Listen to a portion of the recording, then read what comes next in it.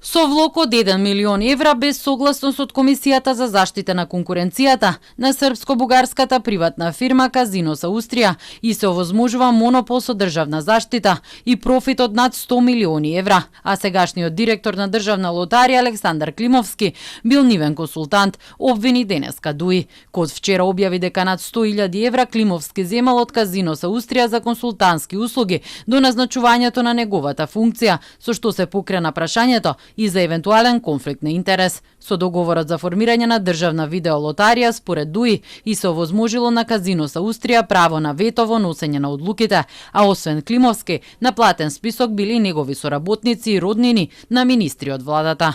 Државата не само што ја нема зачувано доминантната позиција во одлучувањето, туку сега и го враќа повторно монополското право на Казинос Аустрија. Која е економската и морална оправданост тоа да се прави со српско-бугарската Казинос Аустрија, а не самостојно со 100% државен капитал? Владата, како што додаде беџети во брзање да го врати монополот на Казинос Аустрија, направила грешки во чекори и го усвоила и автентичното толкување на законот за игри на среќа, дека приредувањето на лотариски игри на среќа може да се врши само од државата.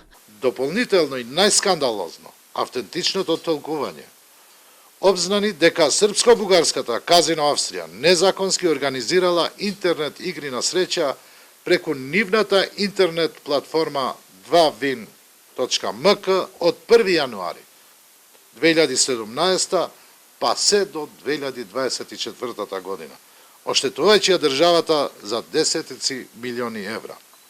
Од ДУИ ги повика институциите да постапат, иако незаконските игри на среќа се одвивали додека тие беа на власт, и еден од директорите во тој период беше и Перпарим Бајрами, кој е поврзан со партијата. Инаку Кото белодени дека државата 7,5 години организирала коцкање преку интернетна диво, а Бајрами за ова бил повикан на распит во финансиската полиција.